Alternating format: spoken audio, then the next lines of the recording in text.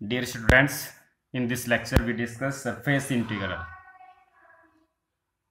An integral which is to be evaluated over a surface is called a surface integral. Means एक integral जो किसी surface के पर निकाला जाता है which is evaluated over a surface, that is called the surface integral. First we discuss surface integral of a scalar point function on a surface S. Students, you know about what is a scalar point function? For example, take the equation of a sphere x square plus y square plus z square is equal to 1. That represent the scalar point function. Putting the value of x, y, z, we get value 1 x square plus y square plus z square is equal to 1. एक surface आपको मिलेगा, एक surface हमें मिलता है. That surface is called scalar point function over the surface S. समझ गए? तो इसमें क्या है? Suppose S is a surface of finite area. हमने ये कंसिडर कर लिया कि ये एस हमारे पास कोई भी सरफेस है जिसका एरिया क्या है? फाइनाइट है. Divide the area S into n sub areas. इस जो सरफेस एस है इसके एरिया को एन पार्ट्स में डिवाइड कर दिया. इस टाइप से कर्व ड्रा करके, यहाँ से ऐसे ड्रा करके आपके पास इस टाइप से कितने सब एरियाज हैं? N sub areas. Areas S into n sub areas, उनके नाम रख दिए जैसे that is delta S 1, delta S 2, delta S 3, delta S 4, delta S 5, delta S 7 and delta S n. Continue like this. Areas S into n sub areas से delta S 1, delta S 2, delta S n. In each area delta S i choose an arbitrary point. मान लेते हैं कि हमने ये choose कर लिया, ये कोई भी एक आर्बिट्रेरी स्मॉल सब एरिया है जिसका नाम हमने डेल्टा एस आई रख दिया. इसके अंदर कोई भी एक पॉइंट P ले लेते हैं, एक पॉइंट P जिसका कोऑर्डिनेट ले लेते हैं से पी आई, जिसके कोऑर्डिनेट हमारे पास क्या हैं? X i comma y i comma z i. In each area delta S i choose an arbitrary point. Similarly यहाँ पर ये कोई भी हमारे पास एक डेल्टा एस 2 टाइप का है, यहाँ पर कोई भी एक पॉइंट P आई चूज कर लेते हैं. ये एक डेल्टा एस 3 है, इस रीजन में कोई भी एक पॉइंट P3 चूज कर लेते हैं. ये कोई भी एक डेल्टा एस एन है, इसमें कोई भी एक पॉइंट पी आई चूज कर लेते हैं. इस टाइप से हर एक सब एरियाज में हम क्या है? एक आर्बिट्रेरी पॉइंट चूज कर लेते हैं. Now let phi be a scalar point function. Phi हमारे पास क्या है? हमारे पास एक स्केलर पॉइंट फंक्शन है. Phi be a scalar point function which is defined over the area S, जो इस पूरे सरफेस पे एरिया पे क्या है? डिफाइंड किया है. Now from the sum value of phi scalar point function, मतलब value of that phi at that point P I. Phi at phi of P I, value of scalar point function at point P multiply by that area delta S I. Delta S I इन सबको क्या कर देते हैं? सम. जैसे कि ये कोई भी पार्ट होता है, मान लेते हैं कि आपके पास डेल्टा एस 2 है, यहाँ पे पॉइंट P2 है, तो स्केलर पॉइंट फंक्शन की वैल्यू इस P2 पॉइंट पे multiply by delta S 2. Similarly ये आपके पास मान लो कि डेल्टा एस 3 है, इसके अंदर हम कोई पॉइंट P3 ले लेते हैं. स्केलर पॉइंट फंक्शन की वैल्यू इस पॉइंट पर और मल्टीप्लाई बाय डेल्टा एस 3. इन सबको क्या कर देते हैं? सम कर देते हैं. नाउ फॉर्म द सम.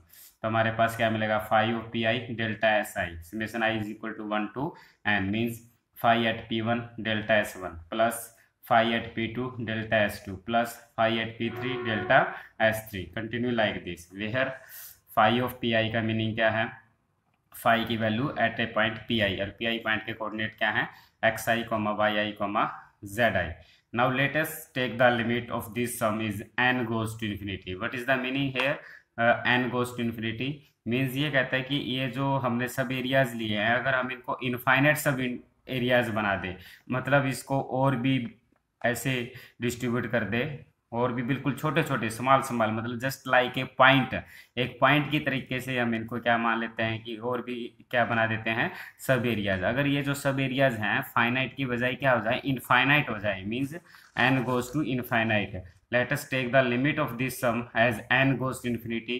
जब n आपके पास इन्फिनिटी की ओर अप्रोच करेगा तो ये जो आपके पास सब एरियाज हैं ये क्या कन्वर्ट हो जाएंगे? एक पॉइंट की पे कन्वर्ट हो जाएंगे. जब n आपके पास इनफाइनाइट बनेगा, अभी नंबर ऑफ सब एरियाज आर इनफाइनाइट, मींस ये जो आपके पास सब एरियाज है वो किस पे कन्वर्ट हो जाएंगे, जस्ट लाइक ए पॉइंट, एक पॉइंट की तरह हो जाएंगे। Each sub inter area delta S I reduce to a point, हर एक जो सब एरिया है वो एक पॉइंट पे रिड्यूस हो जाएगा। And the limit of the sum if it is exist, और ये जो लिमिट है, जब limit N goes to infinity करते हैं और ये वैल्यू अगर एग्जिस्ट करती है तो that is called the surface integral of phi. The limit of the sum if it exists is called the surface integral of phi over s, and it is denoted by surface integral over s phi ds, where phi represent the scalar point function. Clear students? Now we discuss a definition of flux. What is flux? Flux क्या होता है? It is the measurement of rate of flow of field through the surface. It is the measurement of the rate of flow field. Field means भी आपके पास flow field means field आपके पास water हो सकता है, wind हो सकती है, electromagnetic हो सकता है, कुछ भी हो सकते हैं, मतलब फ्लूइड फ्लो हो सकता है कि एक फ्लूइड फ्लो एक सरफेस में से कितना पास हो रहा है, that is called the flux. It is the measurement of rate of flow of field through the surface, एक सरफेस से पास होना पर यूनिट एरिया, इन पर unit area is called the flux.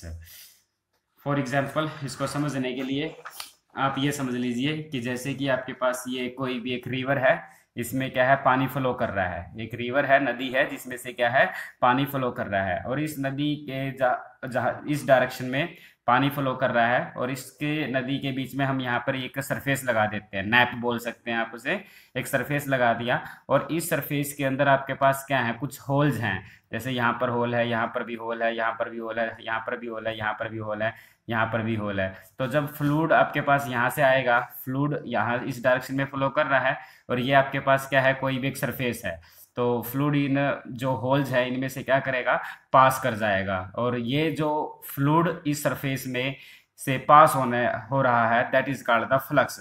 It is the rate of flow of fluid passing through that surface, इस surface में से जो fluid पास कर रहा है उसकी रेट क्या है, उसकी मेजरमेंट क्या है, that is called the flux.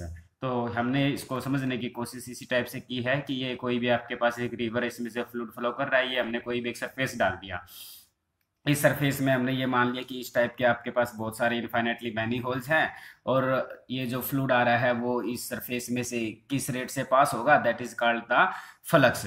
भी मान लिया कि एफ रिप्रेजेंट करता है, if the fluid flow is represented bye F vector, जो फ्लूइड फ्लो हो रहा है अगर उसको हम एफ वेक्टर से रिप्रेजेंट कर दें, और एन कैप यहाँ पे क्या रिप्रेजेंट कर रहा है, ये कोई भी सरफेस है, एन कैप का मतलब है ये कोई भी अगर सरफेस है, एन कैप का मतलब है unit vector normal to that surface है, unit vector normal to that surface, इस सरफेस के नॉर्मल जो यूनिट वेक्टर होगा that is represented by N cap.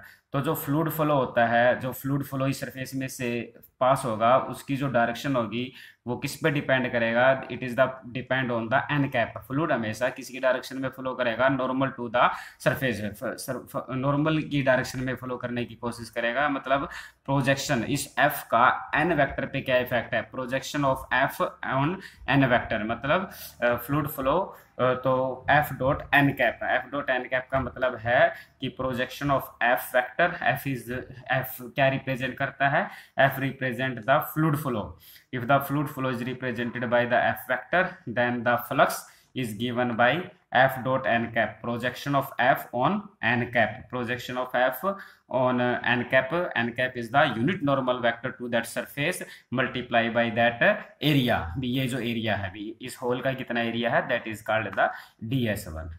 Continue like this, similarly इस होल में से जब फ्लूइड पास करेगा तो F vector dot N cap, और इसका जो एरिया होगा ds2, कंटिन्यू लाइक दिस, इस होल में से जब फ्लूइड पास होगा एफ डॉट एन कैप, इसका जो एरिया होगा मान ले ds3, कंटिन्यू लाइक दिस। इन सबको हम क्या कर देते हैं, इंटीग्रेट कर देते हैं, इन सबको सम किया, सम हमेशा इंटीग्रेट में कन्वर्ट हो जाएगा, तो देयरफॉर टोटल फ्लक्स हमारे पास क्या आ जाएगा, surface integral over F dot N cap into में ds।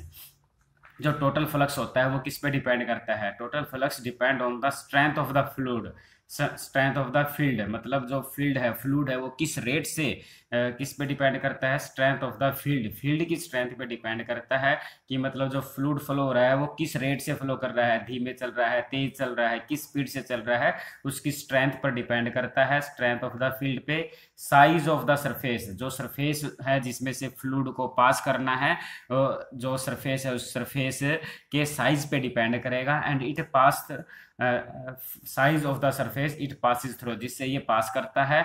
एंड देयर ओरिएंटेशन, उसकी ओरिएंटेशन पे डिपेंड करता है। मान लिया जाए कि जैसे फ्लूइड है, फ्लूइड आपका इस डायरेक्शन में फ्लो कर रहा है, फ्लूइड आपका इस डायरेक्शन में फ्लो कर रहा है, और सरफेस भी मान लिया कि इसी डायरेक्शन में ऐसे आ जाए, सरफेस भी इसी डायरेक्शन में है, फ्लूइड भी इसी डायरेक्शन में फ्लो कर रहा है, तो अब इस सरफेस से फ्लूइड कितना पास होगा? कुछ भी नहीं, zero. Direction of the fluid भी यही है और सरफेस भी ऐसे है, तो ऐसे कोई भी आपके पास फ्लूइड इस सरफेस में से पास नहीं हो पाएगा। तो इसका मतलब जो फ्लक्स है वो किस पे डिपेंड करता है, ओरिएंटेशन ऑफ द सरफेस पे भी डिपेंड करता है। अगर सरफेस आपका ऐसे हो,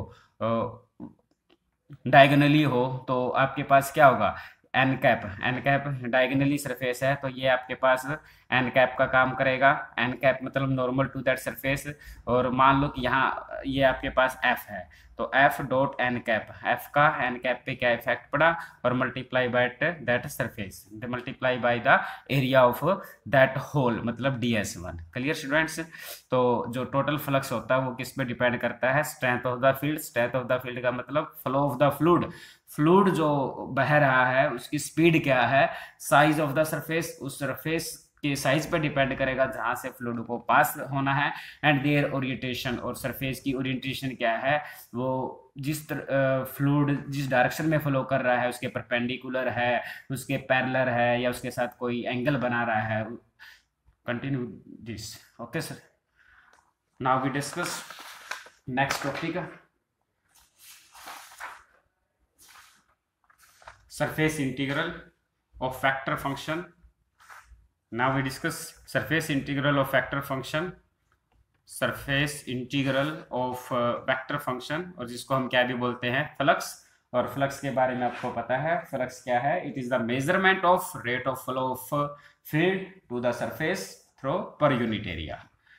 suppose to consider this, suppose S is a piecewise smooth surface. मान लेते हैं कि ये जो सरफेस है आपके पास, ये आपके पास S है।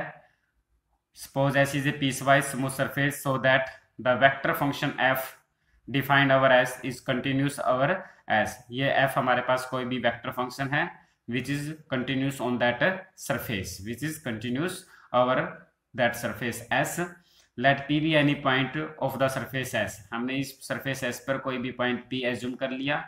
And suppose N cap is a unit vector, और इस पी पॉइंट पे हमने क्या ले लिया, एन कैप। एन कैप क्या रिप्रेजेंट करता है, N cap is a unit normal vector to that surface. इस सरफेस पे यूनिट नॉर्मल वेक्टर है N cap. Let P be any point of the surface S, and suppose N cap is unit vector in the direction of outward drawn normal to the surface S at point P. To each elementary surface ds, to each elementary surface ds। मान लेते हैं कि ये जो point P था, इसके आसपास ये जो सरफेस है, इस पार्ट को हम क्या मान लेते हैं, ये हमारा ds को रिप्रेजेंट करता है। किसको रिप्रेजेंट करता है, ds को रिप्रेजेंट करता है। कहते हैं to each elementary surface ds of surface S, हर एक इस सरफेस के कोरोस्पोंडिंग हमारे पास एक वेक्टर एसोसिएट होगा, जिसका नाम हमने क्या रख दिया, ds vector. To each elementary surface ds of surface S, we associate a vector ds vector। और ये जो ds वेक्टर होगा वो किसके इक्वल होगा, ds vector whose magnitude is, जिसका मैग्नीट्यूड किसके बराबर है, ds, इसके बराबर है ds, whose magnitude is ds। और इसकी जो डायरेक्शन है, इस वेक्टर की जो डायरेक्शन है, वो डायरेक्शन क्या है, normal to the surface. To each elementary surface ds of the surface S, we associate a vector ds vector where magnitude is ds and direction normal to the surface S। means जो आपके पास ये n cap है, इसी direction में हमारे पास क्या होगा, इसी डायरेक्शन में हमारे पास क्या है, एक ds वेक्टर है, और वो खुद किसके बराबर है, ds times of N cap, ds times of N cap. ये कहता है कि सिमिलरली अगर यहाँ पर हम कोई भी अनदर सरफेस ले ले, से ds1 ले ले, इसके कोरोस्पोंडिंग हमारे पास यहाँ क्या होगा, N cap normal to that surface, इसके कोरोस्पोंडिंग हमारे पास एक वेक्टर होगा ds1 वेक्टर, और जो ds1 वेक्टर वो किसके बराबर होगा, ds1 times of N cap. Continue like this. Okay students, तो to each elementary surface ds, हर एक एलिमेंट्री सरफेस ds के कोरोस्पोंडिंग हमारे पास एक वेक्टर ds वेक्टर होगा जिसका मैग्नीट्यूड ds है एंड उसकी जो डायरेक्शन है नॉर्मल टू द सरफेस है, therefore ds vector is n cap into में ds। Then the component of f vector along n cap. Now we take component, इस f vector का n vector के corresponding component, मतलब projection of f vector on n cap vector, projection of f vector on N cap vector. आपको पता है a dot B upon magnitude of B, तो इसका मतलब आपके पास हो जाएगा f dot N cap by magnitude of N cap, but N cap is a unit normal vector so its magnitude is 1, तो we have f dot N cap.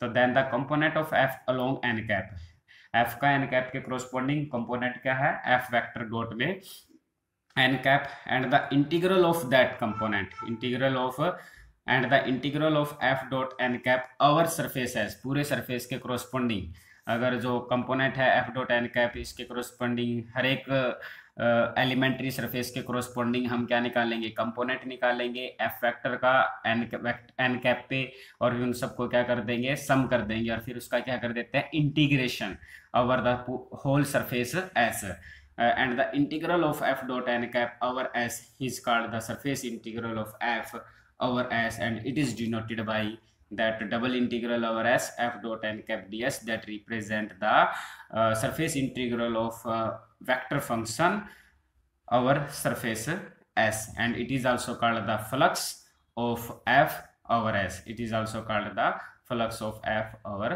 s. Now we discuss some different form of the surface integral. Now we discuss some different form of the surface integral.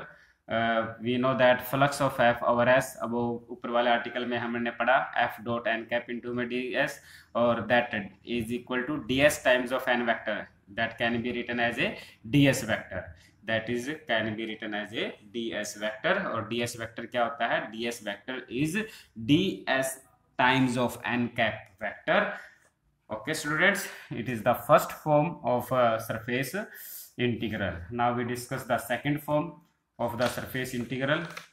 Now we discuss the second form of the surface integral.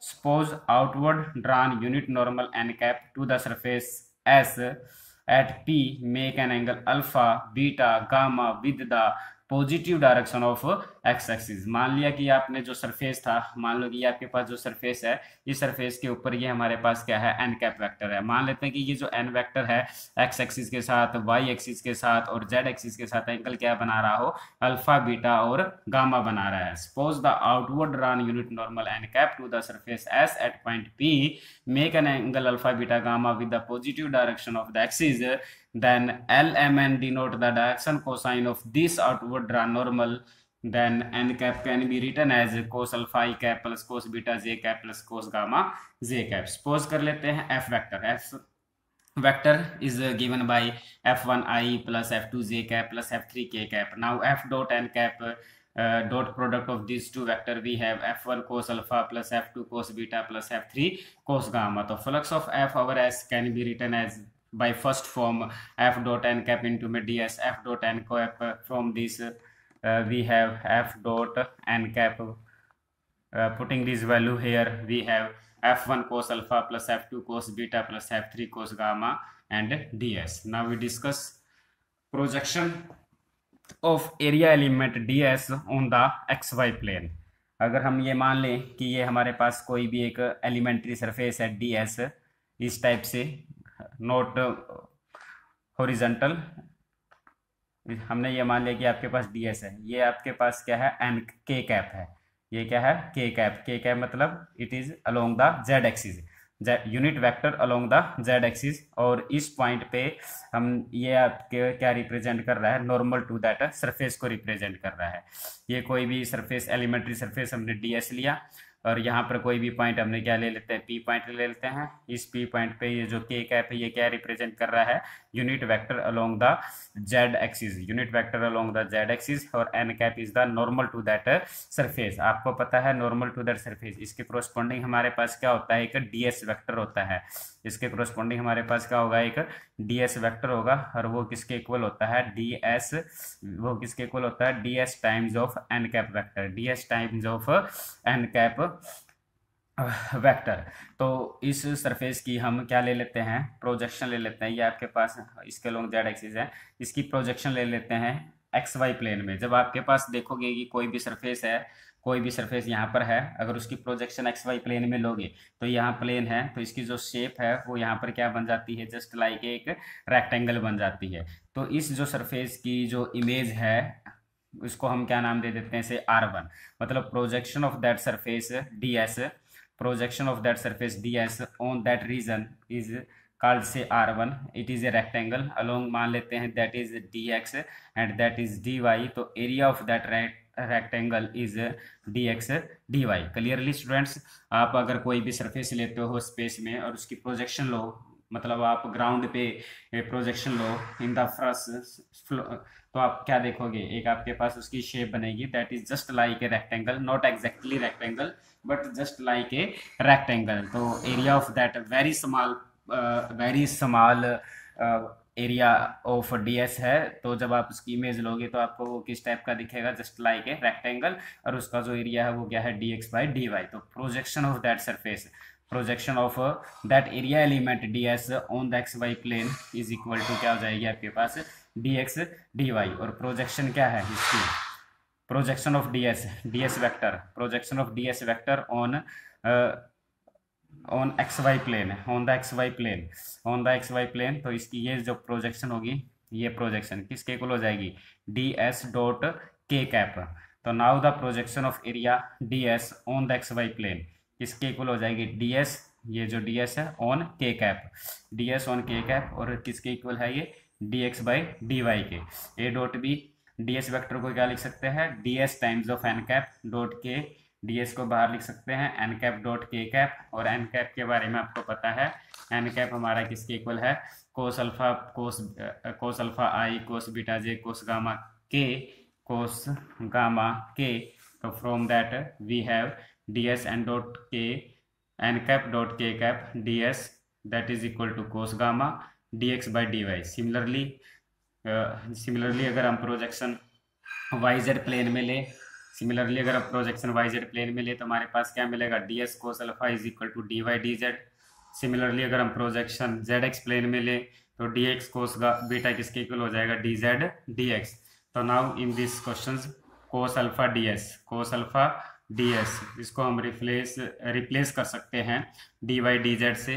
Cos beta ds है, इसको replace कर सकते हैं dz by dx से। Cos gamma ds है, इसको हम replace कर सकते हैं dx बाई dy से। तो from this double integral of f dot N cap ds can be written as f1 dy dz plus f2 dz dx plus f3 dx dy। It is the second form of the surface integral over the surface S. Now we discuss the third form of the surface integral.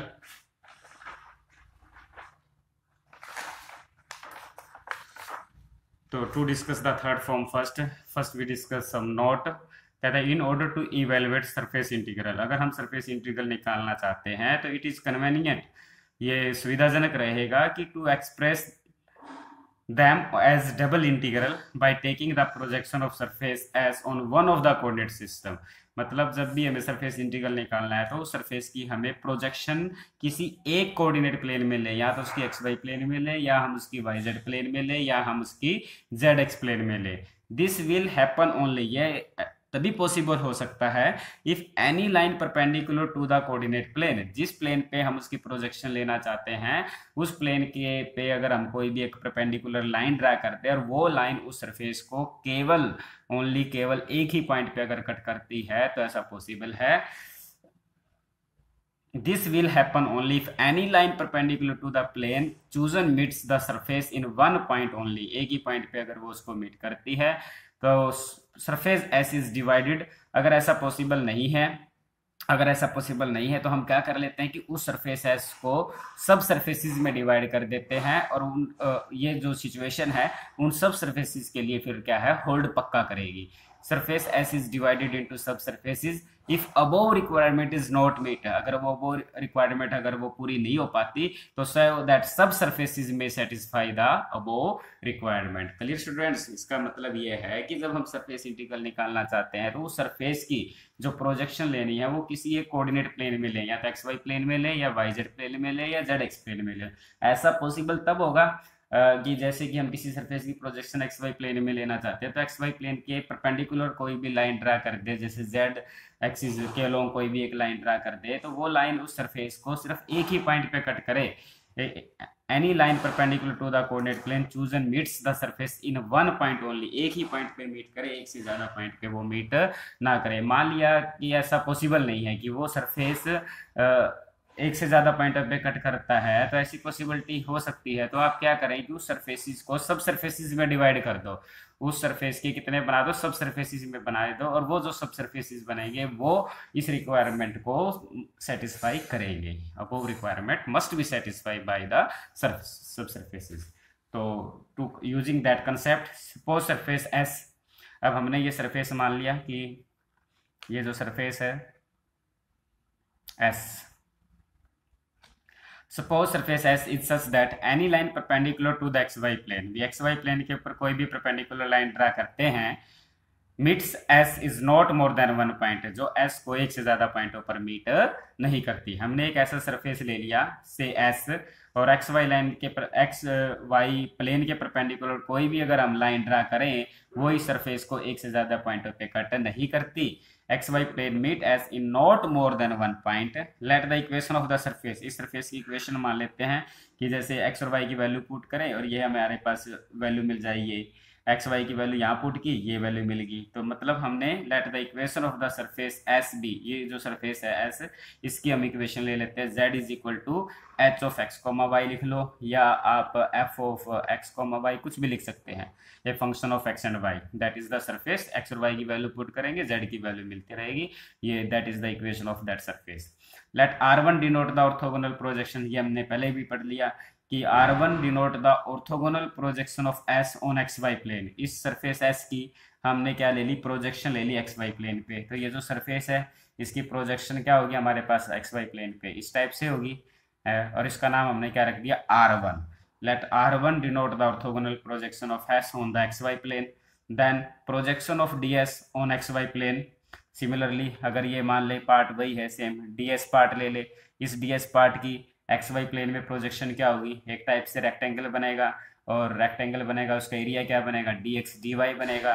तो similarly the projection of ds, that ds on the X Y plane हम ऊपर भी discuss कर चुके हैं, वो किसके equal होती है, ds cos gamma, ds cos gamma यहाँ से निकाला था, b साइन वेक्टर है, इस साइन वेक्टर के कोरस्पॉन्डिंग आपके पास क्या होगा, एक ds वेक्टर होगा, और ds वेक्टर किसके इक्वल होता है, ds times of N cap होगा, और इसकी इसके ऊपर प्रोजेक्शन लेंगे, वहां से हमारे पास मिलेगा ds cos gamma. Where gamma क्या है, where gamma is the acute angle, gamma हमारे पास एक एक्यूट एंगल है, which the normal N cap to the surface make with the positive direction of z axis, gamma be the angle made by n cap to the positive direction of z axis, so therefore ds cos gamma can be written as dx dy, dx cos gamma is equal to dx dy, but n cap dot k cap, n cap dot k a dot b क्या होता है, magnitude of a, magnitude of b, cos of the angle between them, cos of gamma n dot k cap, magnitude of n cap, magnitude of k cap, but n and k are, n cap is the unit normal vector and k cap is the unit vector along the z axis, so both magnitude are 1, so therefore cos gamma is equal to n cap dot k cap। clear students, so now replacing from equation number 4, equation number 4 क्या है आपके पास, ds cos gamma is equal to dx dy,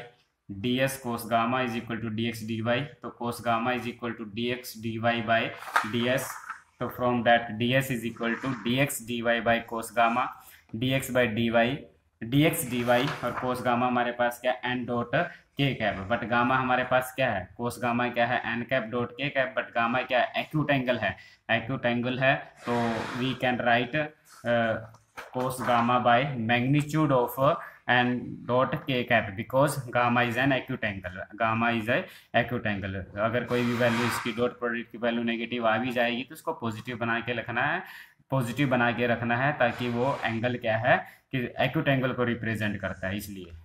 तो surface integral F dot N cap D S can be written as F dot N cap और D S can be replace by D X D Y divide by magnitude of n cap dot k cap. Similarly, we can write surface integral f dot n cap ds on the region R2. वहाँ पे हमने projection x Y plane में ली थी, अगर हम projection Y Z plane में ले लें तो divide by magnitude of N cap dot I cap आ जाएगा।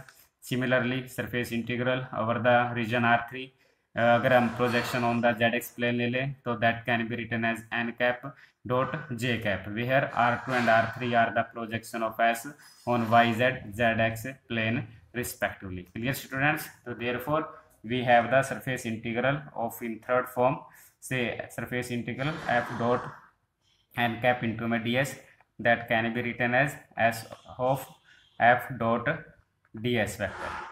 In the second form we have surface integral f dot n cap ds can be written as f1 cos alpha, f2 cos beta, f3 cos gamma ds, or in the third form we have f dot n cap ds is equal to double integral over the region R f dot n cap dx dy magnitude of n cap k cap is equal to double integral over the region R2 f dot n cap dy dz magnitude of n cap I cap, which is equal to double integral over the region R3 f dot n cap dz dx magnitude of n cap dot